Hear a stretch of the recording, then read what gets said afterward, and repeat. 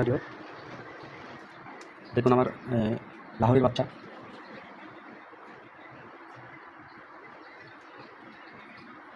আজকে আমার কবুতরকে পেট পরিষ্কার করার জন্য পানিতে রসুন বাটা দিব। আমি কিছু কিছু লোকের দেখছি পুরো আস্ত রসুন কবুতরকে খাওয়া দেয়, কিন্তু পুরো আস্ত রসুন খাওয়ানো ঠিক না। কোনো কিছুর একটা মাত্রা আছে, খালি খাওয়া দিলাম হয়ে গেল তা কিন্তু না, ওতে কবুতর আরও অসুস্থ ভক্তি করে।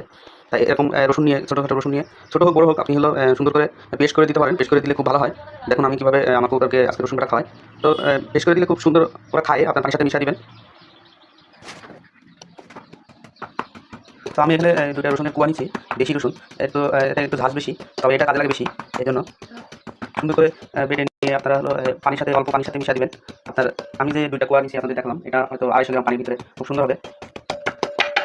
এটা যখন খাওয়াবেন তখন আপনারা কবুতরকে সকালে পানি দেবেন না, যখন পানির পিপাসা তো থাকবে তখনই পানিটা দিবেন, তখন ওরা এমনিতেই খাবে। আর সবচেয়ে ভালো হয় যদি কবুতরের পেটে যদি বেশি সমস্যা হয়, তাহলে আপনারা 8-9 ঘন্টা, সকাল থেকে 8-9 ঘন্টা না খাওয়া রাখতে পারেন, তখনও কবুতরের পেট অনেকটা পরিষ্কার হয়ে যায়।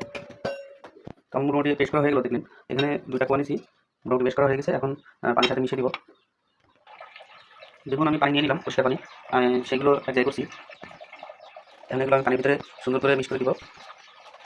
তো হাত দিয়ে কি চামচ দিয়ে আপনারা যেভাবে সুবিধা হয় আপনারা একটু লাগাই দিবেন, তাহলে পানির সাথে মিশবে জিনিসটা।